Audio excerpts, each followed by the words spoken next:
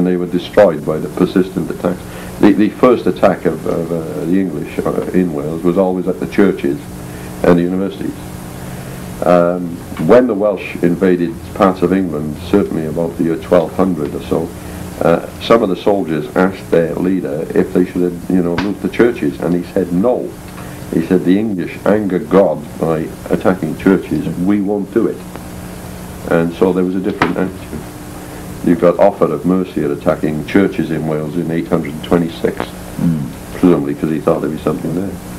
And you have Edgar of the English attacking the monasteries and churches again for loot in 1050, and then having fits of remorse and sending bells back to Welsh churches that he'd looted because he thought God wouldn't like it and he might not get through the pearly gates. So you've got a slightly different attitude, but certainly there were in antiquity Caesar recalls the British universities again.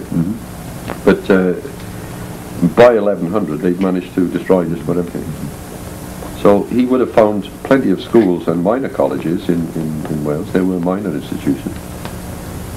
We had we listened to a presenter in Columbus, Georgia, talk about the 2 serpent mounds in Kentucky, 4 in Ohio, 2 in West Virginia, and he said that only place in the world that those serpent mounds existed was on this continent, and you said that's not so.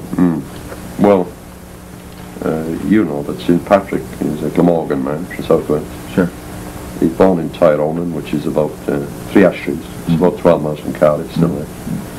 He went to the college at Kiowagan, which later became Llanelli Bow. So they had a university college there in 430. And they were teaching Greek and Latin and mathematics and astrology and astronomy and all these things. Patrick, that's on the Glamorgan coast. No, not with Major. Patrick went over to Ireland in apparently 434, and his target was to throw the snakes out of Ireland. And as you know, you can go to Ireland and there's plenty of grass snakes there. I don't think they have any poisonous snakes, like you get the adder and the viper in Britain. And the snakes he was throwing out are actually stone snakes. The great stone curved snake worshippers. Because the record is that he went to the circle, which would be the egg in the mouth of the snake. Sure. I think the snake is a great comet swallowing the sun, you see, blotting it out, obliterating it, Interesting. And he lit his fire in the center of the circle in the snake's mouth, which is a ritual fire. So he lit a druidic fire. Right.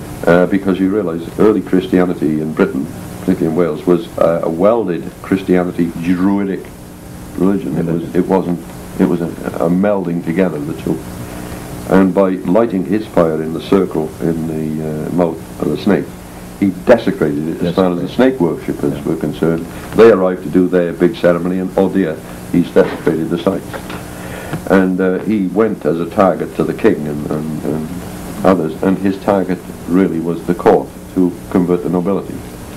Well, are there other references to stone snakes being disassembled? Oh yeah, they were still dozens of references in the lives of the saints, particularly in Brittany, of people going and ridding the area of great serpents that were a nuisance to the parish or community, and tearing the stones down. So and you've got references to people ridding an area of great worms, as they call these great serpents in the ground, as late as 1350, 1400. In England. It clung on in northern England, and I think the situation you've got is that the local lord is sitting there quite happily running the area, and every once or twice a week or a month the local priest banging on his door and saying, look, you've got to do something about this lot, And they're coming to church Sunday, or some of them are coming, but every Friday night they're up on the hill there, lighting fires, and I want this sorted. And finally Sir Humphrey or whatever says, oh dear, gets his men, and off they go, and they tear the serpent apart, you see, the serpent mound. And he's then recorded as slaying the dragon, the great worm. And in some cases these people lie on the effigies lie on their table tombs with full-length effigy and their sword, and they're the dragon slayers. But actually what they've done is to tear apart a serpent mound. But certainly the serpents that Patrick threw out of Ireland were not the grass snakes, which are still there, but were the stone serpents. The snake certainly goes back in mythological and religious antiquity to how far back, do you say? Does it go back? Well, the Greeks represented Zeus as a gigantic serpent. The Maccabean kings of Judea, Galilean family, Judas Maccabeus and his sons, the Hasmonean kings in on. They made coins, and on all their coins they show Jehovah, Yahweh, as a human serpent with serpent legs and serpent appendages, and he is described as the great serpent. And if you get into the Nag Hammadi, Gnostic Christianity, Chaldean documents again, Yahweh is the great serpent. The great serpent. So it would be very plausible then for the snake to be in Britain with these people who came from this area in a great migration there, and then later came on a great migration to our continent. Well, one of the things that we have in Kentucky is a thing called a dulcimer, which is a harp that kind of like a guitar that we strum and lays on the lap. Did you have any of those in Britain? There is a record of Welsh instruments, and one of them is called a crwyth, C-R-W-Y-T-H, and it's a box-like guitar that you're describing, and it's obviously a cousin to, or even closer relative, perhaps a brother or sister to your dulcimer, and may of course be the same instrument or derived therefrom, you know. I think it would have been similar to an ancient lyre in some ways, but certainly they had an instrument of that sort, yeah. And of course the harp goes way back to the Chaldean people because... yeah, well, it's the major Welsh... Leonard It's Woolley. not generally realised. Anybody sees a harp, they normally say, oh, Ireland, but actually the major Welsh instruments was a harp. Yeah. So well, we found we didn't, but in 1799 soldiers found a harp and a mermaid on armor plating at the falls of the Ohio in shallow this, but they had some letters on it they thought were Latin, may have been this Colburn, but you don't think that's a mermaid? No, it wouldn't be a mermaid. It would be, again, Yahweh, the God. E-A becomes Yah, becomes Jah, becomes Yahweh, becomes Jehovah. And again, it would be the Yahweh figure, the great serpent, with a man's upper body and hair in his head, and the serpent-like, eel-like.